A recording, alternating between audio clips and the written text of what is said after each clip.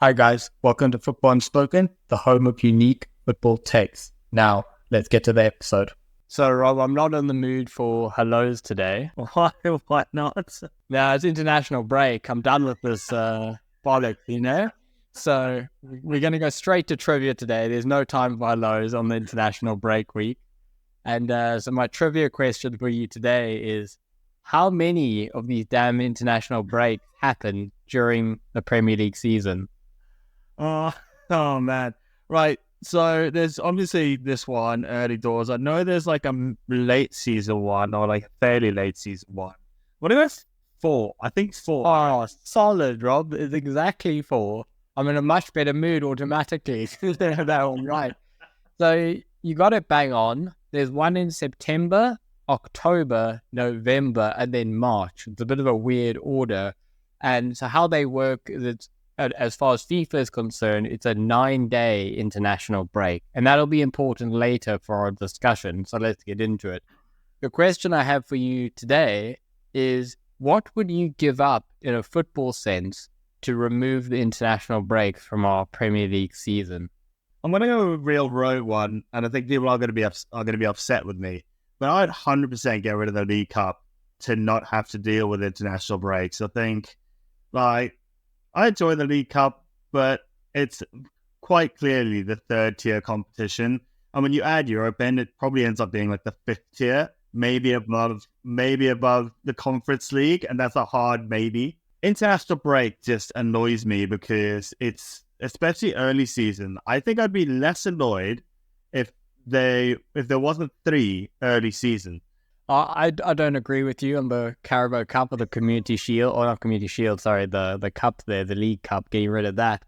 But you do make a great point, as it feels very harshly stacked, the international breaks, towards the start of the season, where you've just got your team together and now you have to play an international break and then 2 or 3 match weeks and then another one and another one. It's just rubbish, basically. So here's my counter offer for you in terms of what we could do.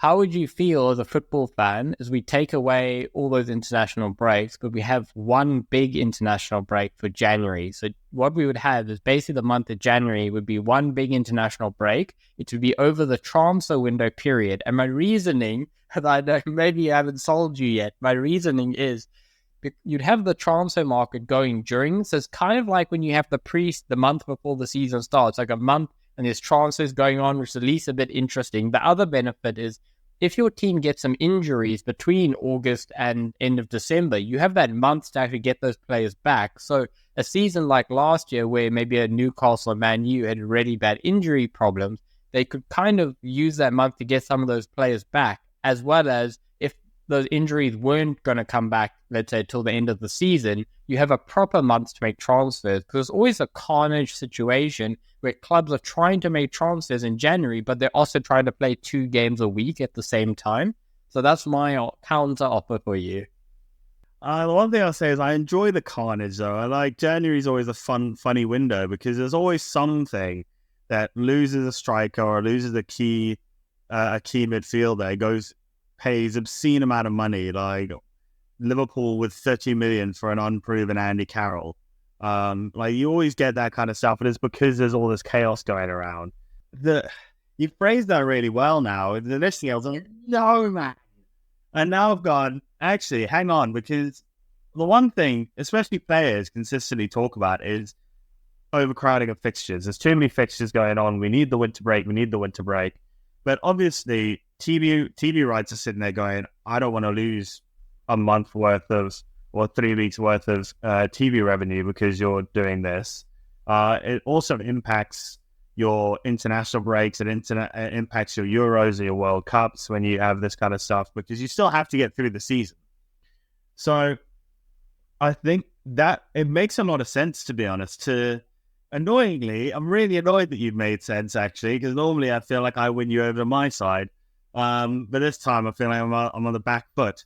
To be honest, it's bad enough when we have these 9-day breaks, and it's just horrendous. There's no football to watch, and I can't imagine going effectively 4 or 5 weeks of that straight. I know it's like pre-season, but at least in the pre-season period, you got that excitement of the new season, and everyone's almost a bit football fatigued by the end of the season. I certainly felt that way at the end of last season because we had the whole Premier League season, then we had the Euros straight away. And not every game of that was obviously good quality football. So by the end of that, I had a very short, about 3-4 week period where I was football fatigued. And now I'm just ready to watch Premier League. I'm not allowed to because international break time. The reason why I say it works is because, and I'm sure this is why you suggested it, but you're not losing out on football, if you get what I mean. You're not losing out on watching Premier League.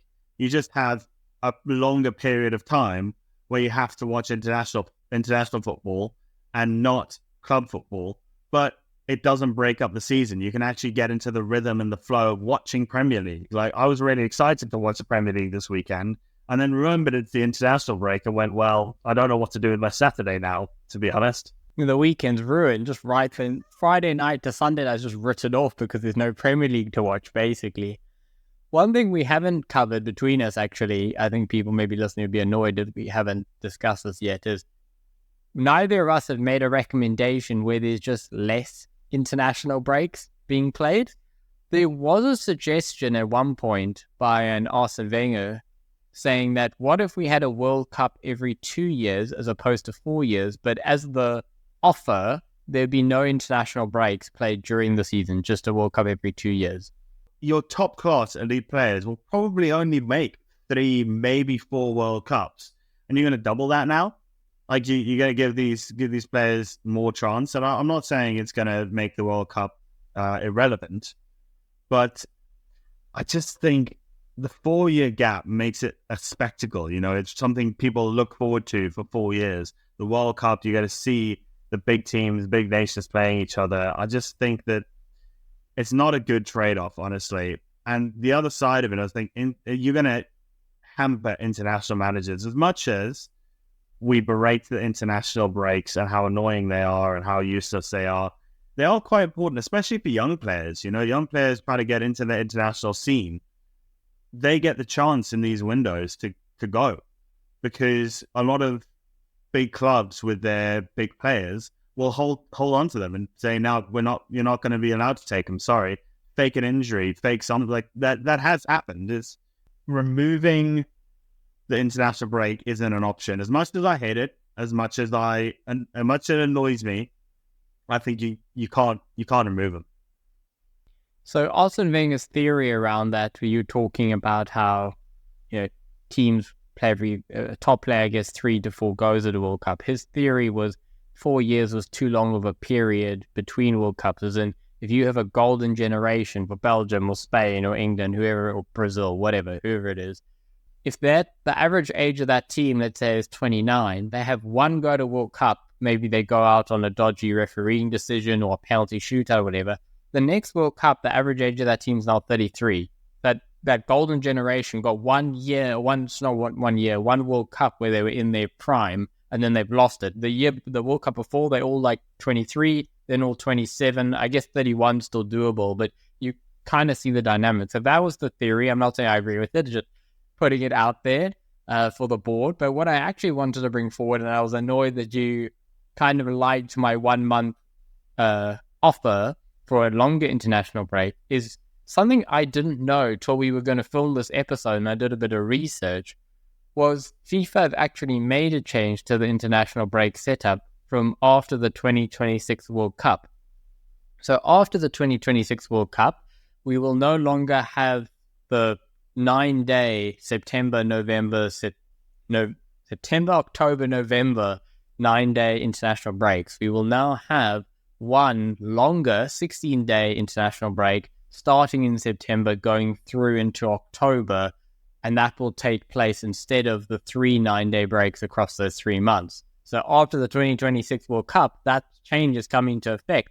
I was really surprised to find that, because I didn't hear literally a soul talking about it, and it was passed through in March of 2023, and I didn't hear a soul. Even now, finding articles on it, I could find the FIFA announcement, and I could find one written article about it, but outside of that, no one's spoken about this, and I feel like Fabrizio Romano right now coming forward with some breaking news. No one's mentioned this since, so like I hadn't heard about it. I don't know if you had.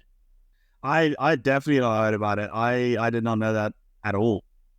Yeah. And it annoys me again because I think they've messed it up. Like I actually have no problem with having the longer international break. Give your international teams more of an opportunity to actually play together and but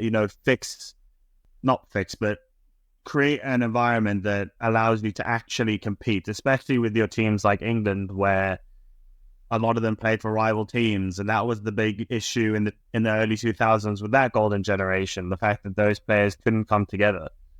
So I think that would go a long way to fixing that. But why is it in September? Stop putting it in September. Put it in January. Everyone is begging for a break, for a winter break. Every league in the world is begging for a winter break. Put it in January. Make it a winter break, because realistically, international level, especially your international breaks, are never the same level as club football, never the same level as La Liga, Premier League, Bundesliga, even Champions League. But also, it allows the players to not have to play 2 times a week, especially those top teams where they will have players in the international scene, but they're playing Champions League on a Wednesday, and then on a Saturday, they're playing Premier League. And same with Europa, they're playing Thursday, Sunday. Like, it's very, very tiring. And as you give them a full month off from doing that, where it's 1 game a week, and they're playing at a lesser standard, realistically, than they would most of the time, especially with the teams you play in an international break. Because they're not talking about a World Cup here, We're talking about England versus Liechtenstein. Like, that's what we're talking about. So give the players the opportunity to have that break, and also give the fans the opportunity to actually spend some time after the summer watching their team doing what they want to do. So guys, this has been Rob and I's take on the international break. Let us know what you'd be willing to give up in a football context to have less international breaks during the Premier League season. We'd love to hear from you. Anyway, till next time, this has been Football Unspoken.